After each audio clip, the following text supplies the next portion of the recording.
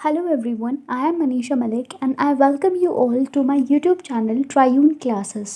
इस वीडियो में हम जानेंगे कि मोशन क्या है, टाइप्स ऑफ मोशंस हम देखेंगे, एग्जाम्पल्स के साथ ग्राफिकल रिप्रेजेंटेशन ऑफ मोशन देखेंगे, इक्वेशंस ऑफ मोशन देखेंगे, साथ ही साथ लॉज ऑफ मोशन और रिलेटेड कंसेप्ट्स भी जो हैं मोशन से वो हम इसमें पढ़ने वाले हैं। तो चलिए स्टार्ट करते हैं।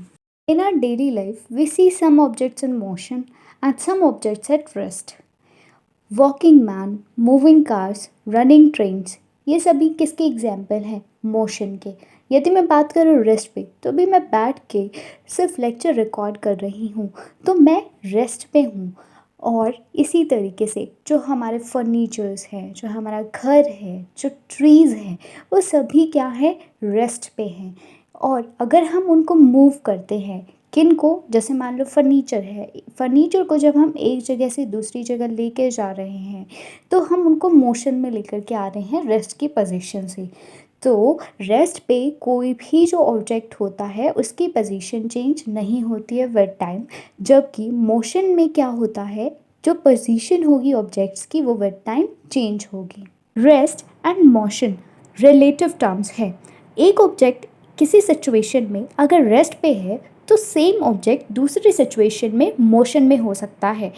फॉर एग्जाम्पल, दो गाड़ियाँ सेम वेलोसिटी से साइड बाय साइड अगर रोड पे जा रही हैं तो with respect to each other वो दोनों क्या होंगी? In a state of rest होंगी। But with respect to other vehicles और with respect to trees etcetera on the road they are in the state of motion. तो ये तो हुई रेस्ट और मोशन की बात। अब डिस्टेंस क्या है?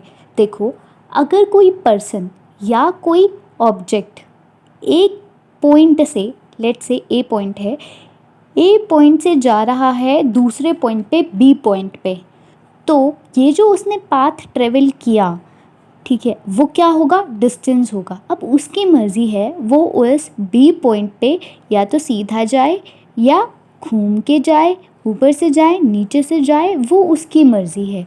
ठीक है, तो एन नंबर ऑफ वेज हैं बी पॉइंट तक जाने के, वो उसकी मर्ज़ी है वो कैसे भी जाए।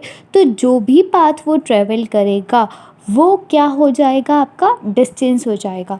तो distance is defined as the actual length of the path covered by a moving body irrespective of the direction in which the body travels. तो डिस्टेंस एक स्केलर क्वांटिटी है। डिस्टेंस के लिए सिर्फ मैग्नीट्यूड रिक्वायर्ड होता है। इसकी ऐसा यूनिट होती है मीटर। अब बात करते हैं मेजरमेंट की। मेजरमेंट का मतलब होता है किसी भी एक अननोन क्वांटिटी को कंपेयर करना किसी नोन क्वांटिटी के साथ, जिसे हम फिक्स्ड क्वांटिटी भी कह सकते हैं या यूनिट भी। तो जो मेजरमेंट होता है उसे हम दो पार्ट्स में एक्सप्रेस कर सकते हैं, जिसमें एक पार्ट आपका नंबर होगा, दूसरा पार्ट आपका यूनिट ऑफ द मेजरमेंट होगा।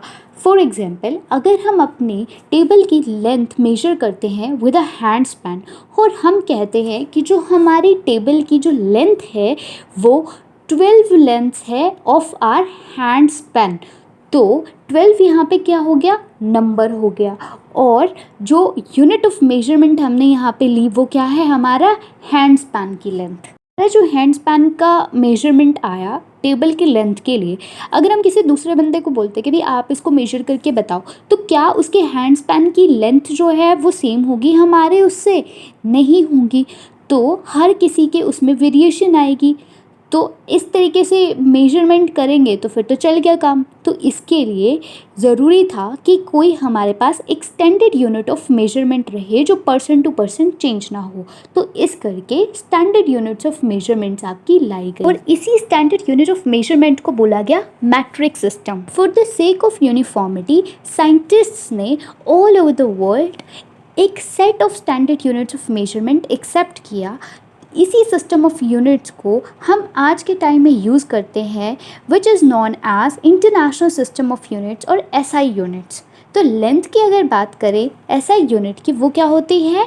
मीटर होती है। 1 मीटर 100 इक्वल डिविजन्स के इक्वल होता है जिन्हें हम सेंटीमीटर कहते हैं। वहीं 1 सेंटीमीटर 10 इक्वल डिविजन्स के इक्वल होता है जिसे हम मिलीमीटर कहते हैं। Thus 1 millimeter equals to 1/10 centimeter, or we can say that 1 centimeter equals to 10 millimeter. Similarly 1 meter equals to 100 centimeter, or 1 centimeter equals to 1/100 meter. तो अब जब छोटे डिस्टेंसेस मेजर करने हो तब तक के लिए तो मीटर ठीक है, बट अगर हमें लार्ज डिस्टेंसेस मेजर करने हो तो क्या होगा? तो लार्ज यूनिट ऑफ लेंथ की हमें रिक्वायरमेंट होगी, तो उसके लिए किलोमीटर एक्सेप्ट किया गया। 1 किलोमीटर 1000 मीटर के इक्वल होता है। अब बात करते हैं टाइप्स ऑफ मोशन की। Generally there are 3 types of motion: rectilinear motion, circular motion and periodic motion. Rectilinear motion में object along a straight line move करता है, फिर चाहे वो मार्च पास्ट हो सोल्जर्स की किसी परेड में, या फिर स्प्रिंटर का दौड़ना in 100 metre race along a straight track. बात करें यदि सर्कुलर मोशन की, तो अगर कोई ऑब्जेक्ट सर्कुलर पाथ के अलोंग मूव करता है तो उसे सर्कुलर मोशन में कहा जाता है। अगर इसका एग्जाम्पल लेना चाहें, मैं किसी भी एक स्टोन को लेती हूँ, उसको धागे से बांधती हूँ और विल करती हूँ विद माई हैंड, तो वो मोशन क्या कहलाएगा? सर्कुलर मोशन कहलाएगा। और बात करूँ यदि मैं पीरियोडिक मोशन की, अगर एक पत्थर को मैं धागे से बांध के विल करती हूँ अपने हाथ से, तो stone along a circular path move करेगा, जिसे कि हम सर्कुलर मोशन कहेंगे। और अगर कोई ऑब्जेक्ट या बॉडी मूव करती है टू एंड फ्रो और बैक और forth repeatedly about a fixed point after some time, तो ये कहलाता है आपका periodic motion. For example, pendulum, motion of a child on a swing, strings of a guitar, or the membrane of drums being played are all examples of periodic motion. Have you observed closely the motion of a ball along the ground? Here, the ball is rolling on the ground, rotating as well as moving forward along the ground. Thus, the ball undergoes a rectilinear motion as well as rotational motion. Can you think of other examples where objects undergo combinations of different types of motion? If yes, write them in the comment section below. ये कुछ examples लिखे हुए हैं मैंने of different types of motion, तो इनको ना 1 से लेकर 7 तक ही नंबरिंग करके कमेंट सेक्शन में मुझे बताना कि ये कौन सा टाइप ऑफ मोशन है, अलोंग अ स्ट्रेट लाइन है, सर्कुलर है या फिर पेरियोडिक है। स्पीड वर्ड से तो हम फेमिलियर हैं ही, तो जितनी ज़्यादा स्पीड किसी मूविंग ऑब्जेक्ट की होगी उतना ही कम टाइम उसको लगेगा किसी भी डिस्टेंस को कवर करने में। So the distance covered by an object in a unit time is known as the speed of the object. So the formula for speed is given by total distance covered to the total time taken. There are 4 types of speed: uniform speed, average speed and instantaneous speed. Uniform speed को हम constant speed भी कहते हैं। अगर कोई object equal intervals of time में equal distance cover कर रहा है तो उसकी स्पीड को हम यूनिफॉर्म स्पीड कहेंगे। वहीं अगर कोई object equal interval of time पे अनइक्वल डिस्टेंस कवर करता है तो उसे कहा जाता है नॉन यूनिफॉर्म स्पीड या फिर वेरिएबल स्पीड। वहीं एवरेज स्पीड की यदि हम बात करें तो जो रेशो होता है of the total distance travelled by the object to the total time taken, इसको कहा जाता है average speed of the object, which is given by total distance travelled to the total time taken. Like अगर कोई particle travel करता है या कोई ऑब्जेक्ट ट्रैवल करता है at the distances S1, S2, S3 with times T1, T2, T3, तो जो उसकी एवरेज स्पीड होएगी वो क्या हो जाएगी? S1 plus S2 plus S3 so on to the time T1 plus T2 plus T3, and the speed of a particle at any instant of time is known as its instantaneous speed. Clocks और watches हमारे most common time measuring devices हैं. The working of clocks is rather complex, but all of them make use of some periodic motion. तो सबसे जो well known periodic motion है is that of a simple pendulum. तो उसके बारे में हम पढ़ेंगे. Simple pendulum एक point mass body होती है suspended by a weightless thread या string कह लीजिए from a rigid spot about which it is free to oscillate. ये जो पॉइंट मास बॉडी होती है या स्मॉल मेटलिक बॉल कह सकते हैं, इसे ही कहा जाता है Bob of the pendulum. Simple pendulum के टू एंड फ्रो मोशन को पेरियोडिक मोशन कहते हैं, पहले भी डिस्कस कर चुके हैं, या फिर ओसिलेटरी मोशन भी कहा जाता है। और पेरियोडिक या ओसिलेटरी मोशन के कंटेक्स्ट में आपको एक स्टेटमेंट याद रखनी है, all oscillatory motions are periodic but all periodic motions are not oscillatory. The pendulum is said to have completed one oscillation when its bob, starting from its mean position O, moves to A, to B and back to O. और एक oscillation को complete करने में जो time लिया जाता है pendulum के द्वारा, इसे ही कहा जाता है इसका time period. Units of time and speed की यदि हम बात करें तो जो बेसिक यूनिट या ऐसा यूनिट कह लीजिए टाइम की, वो है सेकेंड, और सिंपल इसके लिए होता है small S. Larger units of time अगर हमें लेनी हो तो मिनट्स, एम आई एन से डिनोट करते हैं, आवर्स के लिए एच। एंड वही हम बात करते हैं अगर स्पीड की, तो स्पीड क्योंकि डिस्टेंस अपॉन टाइम होती है, तो जो बेसिक यूनिट है स्पीड की वो क्या हो जाएगी आपकी, मीटर पर सेकेंड। ओके, और वहीं अगर आपको इसको एक्सप्रेस करना है दूसरी यूनिट्स में तो आप किलोमीटर पर आवर या मीटर पर मिनट भी यूज़ कर सकते हो। और जितनी भी यूनिट्स के ये सिंबल्स होते हैं इनको सिंगुलर फॉर्म में लिखा जाता है। फॉर एग्जांपल हमें अगर 40 किलोमीटर्स लिखना है तो हम उसको 40 किलोमीटर लिखेंगे, KM लिखेंगे, ना कि KMS। स्पीड को मेजर करने के लिए स्पीडोमीटर का इस्तेमाल किया जाता है, जो कि हमारे व्हीकल्स के डैशबोर्ड्स में भी लगा होता है। तो उसमें स्पीडोमीटर रिकॉर्ड करता है स्पीड को directly in kilometre per hour. वहीं एक और मीटर लगा होता है जो कि मेजर करता है कि कितना डिस्टेंस किसी पर्टिकुलर व्हीकल ने ट्रैवल किया है, उसे कहते हैं ओडोमीटर। किसी भी ऑब्जेक्ट का मोशन प्रेजेंट किया जा सकता है पिक्टोरियल फॉर्म में by their distance time graphs. Distance time graph for the motion of an object moving with a constant speed is a straight line. एक बेसिक टर्म है related with motion, reference point. तो reference point वो fixed point या वो fixed object होता है with respect to which the given body changes its position. An object is said to be in motion if its position changes continuously with respect to a fixed reference. एक numerical solve कर लेते हैं, easy सा है। An object travels 16 meter in 4 seconds and then another 16 meter in 2 seconds. What is the average speed of the object? अब देखो average speed निकालने का अपना फॉर्मूला क्या था, total distance travel to the total time taken, है ना। तो टोटल डिस्टेंस कितना है, 16 मीटर प्लस 16 मीटर, 32 मीटर हो गया ये हमारा। और टोटल टाइम कितना लिया है उसने, 4 सेकेंड प्लस 2 सेकेंड 6 सेकेंड्स, तो 32 मीटर बाय 6 सेकेंड्स। तो इससे हमारी एवरेज स्पीड कितनी आ जाएगी, 5.33 मीटर पर सेकेंड। अगर कोई ऑब्जेक्ट मूव कर रहा है डेफिनेट डायरेक्शन में तो ऑब्वियसली उसकी कुछ ना कुछ स्पीड होगी। तो जो उसकी स्पीड होगी विद डायरेक्शन उसको हम क्या कहेंगे, velocity. The velocity of an object can be uniform और वेरिएबल। अगर हमें वेलोसिटी चेंज करनी है किसी ऑब्जेक्ट की तो हम क्या करेंगे, या तो उसकी स्पीड चेंज कर देंगे या उसका डायरेक्शन ऑफ मोशन चेंज कर देंगे या फिर स्पीड और डायरेक्शन दोनों चेंज कर देंगे। When an object is moving along a straight line at a variable speed, तो उनका जो मैग्नीट्यूड है किसका, of its rate of motion, उसको हम एक्सप्रेस करेंगे in terms of average velocity. Average velocity को भी सेम वे में कैलकुलेट करते हैं जैसे कि हम एवरेज स्पीड को करते हैं। Velocity is given bye displacement upon time. तो डिस्प्लेसमेंट क्या होता है, जब एक बॉडी एक पोजीशन से दूसरी पोजीशन पे मूव करती है, या यूँ कह लीजिए कि जब कोई ऑब्जेक्ट एक पॉइंट से दूसरे पॉइंट पे जाता है तो वो जो स्ट्रेट लाइन में शॉर्टेस्ट डिस्टेंस कवर करेगा उसे ही हम डिस्प्लेसमेंट कहेंगे। डिस्प्लेसमेंट एक वेक्टर क्वांटिटी है, इसकी ऐसा यूनिट मीटर होती है। किसी भी ऑब्जेक्ट का डिस्प्लेसमेंट पॉजिटिव, नेगेटिव या जीरो हो सकता है। And in case the velocity of an object is changing at a uniform rate, then average velocity is given by the arithmetic mean of the initial velocity and final velocity for a given period of time।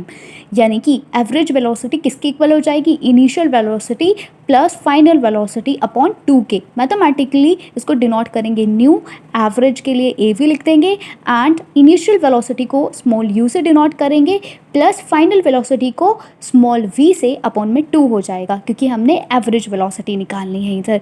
तो SI units की बात करें speed और velocity की तो वो same ही होती हैं, मीटर पर सेकेंड। अगर हमें किसी भी ऑब्जेक्ट की चेंज इन वेलोसिटी को एक्सप्रेस करना हो तो वो हम कैसे करेंगे, तो उसके लिए हमारे पास एक फिजिकल क्वांटिटी है जिसे हम एक्सेलरेशन कहते हैं, which is the measure of the change in velocity of an object per unit time. Acceleration is denoted by small a. तो small a equals to v minus u. v हमारे यहाँ पे क्या है, फाइनल वेलोसिटी, और जो हमारे यहाँ पे स्मॉल u है वो क्या डिनोट कर रही है, हमारी इनिशियल वेलोसिटी या इनिशियल वैल्यू बता रही है इधर, और अपॉन में t equals to time taken, और ऐसा यूनिट जो है एक्सेलरेशन की that is metre per second square. और एक और चीज़ जो बहुत इंपॉर्टेंट है, एग्जाम्स में पूछी जाती है एंड पूछी भी गई है इनफैक्ट CDS में, कि the motion of a free falling body is an example of, तो ये यूनिफॉर्मली एक्सेलरेटेड मोशन है। मतलब क्वेश्चन को वो किसी भी फॉर्म में पूछ सकते हैं, ये पूछ सकते हैं कि जब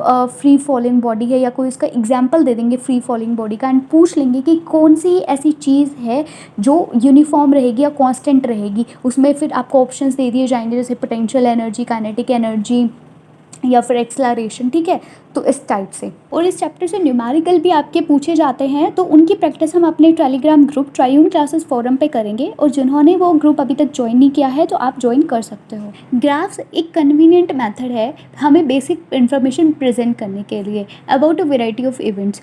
तो जब भी मान लो कोई भी ऑब्जेक्ट है, उसके मोशन को डिस्क्राइब करना है, तो उसके लिए भी हम लाइन ग्राफ यूज़ कर सकते हैं। तो इस केस में लाइन ग्राफ्स जो हैं वो क्या शो करेंगे, जो भी हम देखेंगे कि भाई एक जो फिज़िकल क्वांटिटी है उसकी डिपेंडेंस शो होएगी दूसरी फिज़िकल क्वांटिटी पे, जैसे कि डिस्टेंस हो गया, वेलोसिटी हो गया, उसकी दूसरी क्वांटिटी क्या हो जाएगी, टाइम। डिस्टेंस टाइम ग्राफ्स में हम क्या करते हैं, एक्स एक्सिस के अलोंग हम टाइम लेते हैं, और वहीं वाई एक्सिस के अलोंग हमने क्या लिया हुआ है, यहाँ पे डिस्टेंस लिया हुआ है। अब जो भी चेंज होगा in the position of an object with time, वो हम यहाँ पे रिप्रेजेंट करेंगे। तो फर्स्ट केस देखते हैं, जब ऑब्जेक्ट रेस्ट पे होता है, यानी कि स्टेशनरी बॉडी के लिए डिस्प्लेसमेंट या कह सकते हैं डिस्टेंस टाइम ग्राफ वो क्या रहेगा, तो ये जो है स्ट्रेट लाइन रहेगी parallel to the time axis. And इससे हमें क्या पता चल रहा है ग्राफ से, कि विद पैसेज ऑफ टाइम कोई भी चेंज जो है वो नहीं आया है in the position of the body, वो कहाँ पे ही रह रही है, पॉइंट ए पे ही रह रही है, यानी कि जो बॉडी है वो स्टेशनरी है। सेकेंड केस में हम देखेंगे कि जब ऑब्जेक्ट जीरो एक्सेलरेशन के साथ मूव करता है तो क्या होता है। देखो अब ये वाला जो हमारा डिस्टेंस टाइम ग्राफ है, ये स्ट्रेट लाइन है, पॉजिटिव स्लोप है, ये हमें दिख रहा है, और जो ऑब्जेक्ट है वो इनिशियली कुछ डिस्टेंस पे है फ्रॉम द ओरिजिन। तो यहाँ से हमें क्या पता चलता है कि भाई in equal intervals of time जो बॉडी है दैट कवर्स इक्वल डिस्टेंसेस, तो जो मोशन है यहाँ वो क्या रहेगा, यूनिफॉर्म, और जो ग्राफ है हमारा वो क्या है, यहाँ पे स्ट्रेट लाइन है।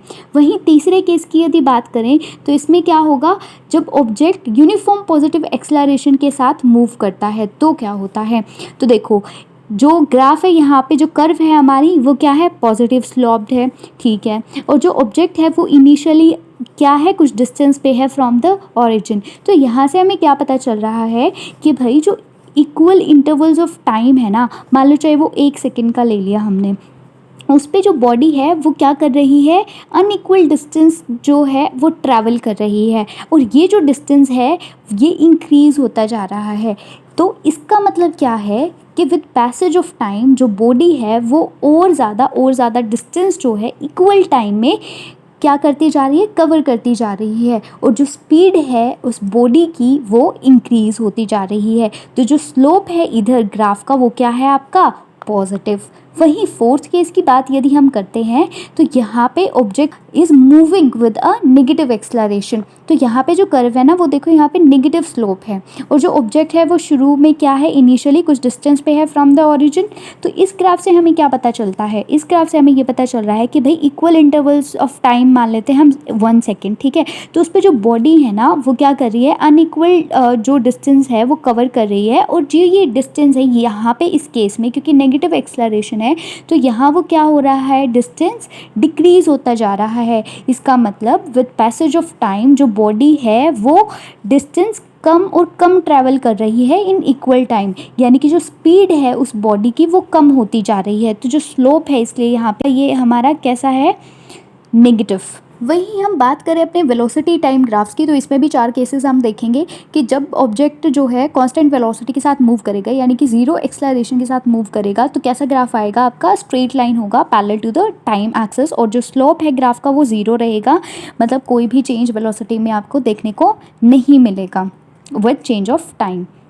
सेकेंड केस जो है, जब ऑब्जेक्ट पॉजिटिव कांस्टेंट एक्सेलरेशन के साथ मूव करेगा, जब उसकी कुछ इनिशियल वेलोसिटी होगी, तो आपका ग्राफ कैसा बनेगा, स्ट्रेट लाइन बनेगा। और यहाँ पे जो इक्वल चेंज इन टाइम से क्या होगा, आपकी वेलोसिटी भी चेंज होगी बाय इक्वल अमाउंट। वहीं थर्ड केस की यदि हम बात करें, तो जब ऑब्जेक्ट मूव करेगा with constant positive acceleration, initial velocity यहाँ पे ज़ीरो रहेगी, तो जो वीटी ग्राफ होगा हमारा, वेलोसिटी टाइम ग्राफ, वो क्या रहेगा, स्ट्रेट लाइन रहेगा पासिंग थ्रू द ओरिजिन।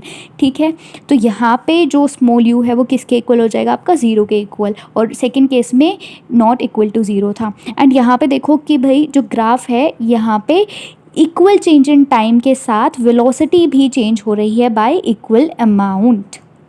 अब फोर्थ केस देखते हैं, इसमें है when an object is moving with increasing acceleration having zero initial velocity. तो ये जो हमारा ग्राफ है, इसमें हमें क्या मिल रही है, कर्व मिल रही है। तो इस ग्राफ से हमें क्या क्लियर होता है कि जब इक्वल चेंज इन टाइम होता है तो वेलोसिटी क्या हो रही है, हमारी जो चेंज इन वेलोसिटी है, मतलब हमारे वो क्या रह रही है, अनइक्वल हो रही है। मतलब इक्वल तो है ही नहीं क्योंकि कर्व बन रही है। और slope of velocity time graph जो होते हैं ना, उनसे हमें क्या मिलता है, एवरेज एक्सेलरेशन मिलता है। This is what you will have to remember. And area of speed to time graph gives distance. ये इंपॉर्टेंट पॉइंट्स थे हमारे। इक्वेशंस ऑफ मोशन देखते हैं, तो एक इक्वेशन हमारी बनती है वेलोसिटी टाइम रिलेशन पे, दूसरी बनती है पोजीशन टाइम रिलेशन पे, और तीसरी इक्वेशन बनती है अपनी पोजीशन वेलोसिटी रिलेशन पे। तो जो फर्स्ट इक्वेशन है that is v equals to u plus A T. तो v हमारे यहाँ पे क्या है, फाइनल वेलोसिटी, u क्या है, initial velocity, a acceleration, t time है। सेकेंड इक्वेशन बनेगी s equals to u t plus half A T square. हालांकि इनका डेरिवेशन भी जो है वो दे रखा है एनसीईआरटी में, but that is not important for us, you know competitive exam है ऑब्जेक्टिव 1, तो वी डोंट नीड दैट। तो s जो है यहाँ पे हमारा क्या है, डिस्टेंस ट्रैवल्ड, एंड u जो है that is our initial velocity, and t time है, और acceleration you know a। And इसके बाद है third equation that is v square minus u square equals to 2as। ये तीनों इक्वेशंस काफ़ी इंपॉर्टेंट है, इन पे न्यूमेरिकल्स आ जाते हैं। अब है यूनिफॉर्म सर्कुलर मोशन। तो कोई ऑब्जेक्ट जब सर्कुलर पाथ में मूव करता है विद यूनिफॉर्म स्पीड, उसे हम क्या कहेंगे, यूनिफॉर्म सर्कुलर मोशन कहेंगे। तो यूनिफॉर्म सर्कुलर मोशन जब आप पढ़ते हो तो उससे रिलेटेड दो टर्म्स भी हैं, एक तो हमें पता होना चाहिए टाइम पीरियड का, और दूसरा पता होना चाहिए फ्रिक्वेंसी का। तो सर्कुलर मोशन में जो टाइम पीरियड होगा ना, that is defined as the time taken by the particle to complete one revolution on circular path. तो ये डिनोट किया जाएगा बाय टी, एंड इसकी जो यूनिट रहेगी वो रहेगी हमारी सेकेंड। वहीं फ्रीक्वेंसी की बात करें तो frequency is the number of revolutions completed by an object on it's circular path in a unit time, and इसको हम डिनोट करेंगे बाय एन। इसकी जो यूनिट होती है वो होती है पर सेकेंड या फिर hertz. Circumference of a circle जो है, अगर रेडियस आर होती है तो वो क्या होएगा, 2πr हो जाएगा। अगर एथलीट मान लो टी सेकेंड्स में एक पूरा राउंड लगा लेता है सर्कुलर, तो उसकी जो वेलोसिटी है that will be given by v equals to 2πr upon T. और एथलीट का जो मोशन है अलोंग अ सर्कुलर पाथ, वो आपका एक्सलरेटेड मोशन होता है। अब हम पढ़ेंगे न्यूटन्स लॉज ऑफ मोशन के बारे में, and this is the last topic of this lecture. तो Newton's first law of motion क्या कहता है कि कोई भी ऑब्जेक्ट या बॉडी अगर रेस्ट में है तो रेस्ट में ही रहेगी, और अगर वो along a straight line uniform motion में है तो वो मोशन में ही रहेगी जब तक कि उस पर एक्सटर्नल फोर्स अप्लाई नहीं किया जाता है। इन सिंपल वर्ड्स हम कह सकते हैं कि जितने भी ऑब्जेक्ट्स होते हैं उनकी स्टेट ऑफ मोशन में कोई चेंज आता है तो उसको रेजिस्ट करते हैं। तो जो ये टेंडेंसी होती है अनडिस्टर्ब्ड ऑब्जेक्ट्स की to stay at a rest और to keep moving with the same velocity, इसे ही हम इनर्शिया कहते हैं। इसलिए ही फर्स्ट लॉ ऑफ मोशन को लॉ ऑफ इनर्शिया भी कहा जाता है। को अगर हम एग्जाम्पल के तौर पे समझना चाहें तो हम ये सोच सकते हैं कि एक इंसान अगर बस में खड़ा है, या हम अपने आप को एज्यूम करते हैं कि हम बस में खड़े हैं, तो जब एकदम से बस चलना शुरू करेगी ना, तो हमारे साथ क्या होगा, जो अपनी जो बॉडी है वो बैकवर्ड जाएगी, ठीक है। और वहीं अगर बस एकदम से ब्रेक लगाती है, एकदम से रुकती है, तो क्या होगा, हमारी जो बॉडी है वो फॉरवर्ड डायरेक्शन में मूव करेगी। Newton second law of motion क्या कहता है कि कोई भी ऑब्जेक्ट का एक्सेलरेशन दो वेरिएबल्स पे डिपेंड करता है, एक उसके मास पे और दूसरा जो भी फोर्स उस पर अप्लाई किया जा रहा है। इसको हम डिनोट कर सकते हैं F equals to M A से, where F is force, M is mass and A is acceleration of an object. यदि बात करें हम इसके कॉमन एग्जाम्पल की, तो क्रिकेट प्लेयर उसके हाथ बैकवर्ड्स लेके जाता है जब भी वो फास्ट मूविंग बॉल को कैच करता है। ऐसा क्यों करता है? क्योंकि उससे वो अपना टाइम इंक्रीज कर लेता है और जो हाई वेलोसिटी से आ रही होती है बॉल, उसकी वेलोसिटी कम हो करके ज़ीरो तक आ जाती है। तो जो एक्सेलरेशन है बॉल की वो डिक्रीज हो जाती है और उसका जो इम्पैक्ट है of catching the fast moving ball वो क्या हो जाता है? रिड्यूस हो जाता है। Newton's third law of motion क्या कहता है? For every action there is an equal and opposite reaction. अगर कोई एक ऑब्जेक्ट दूसरे ऑब्जेक्ट पे फोर्स एक्सर्ट करेगा तो दूसरा ऑब्जेक्ट भी इंस्टेंटेनियसली फर्स्ट वाले ऑब्जेक्ट पे फोर्स एक्सर्ट करेगा। एग्जाम्पल के तौर पे हम समझ सकते हैं कि अगर कोई बुक हमने टेबल पे रख रखी है तो वो जो बुक है वो टेबल पे फोर्स एक्सर्ट करेगी और वहीं टेबल भी बुक पे फोर्स एक्सर्ट करेगी। दूसरा एग्जाम्पल हम ले सकते हैं गन का। जब भी हम बुलेट फायर करते हैं तो जो गन होती है वो बुलेट पे जो फोर्स लगाएगी वो उसको आगे की तरफ धकेलेगी और जो बुलेट होगी वो इक्वल एंड अपोजिट रिएक्शन देगी, तो उससे क्या होगा? रिकॉइलिंग फोर्स एक्सर्ट होगा गन पे और इससे हमारे हाथ में भी झटका लग सकता है। By the way, third law of motion है तो तीसरा और एग्जाम्पल देख लेते हैं इसके लिए। जैसे ही सेलर जंप करता है अपनी बोट से फॉरवर्ड डायरेक्शन में, वैसे ही उसकी बोट बैकवर्ड डायरेक्शन में मूव करना स्टार्ट कर देती है। सो इसी के साथ हमारा आज का लेक्चर यहीं पे समाप्त होता है। मिलते हैं नेक्स्ट वीडियो के साथ। Till then take care, bye bye.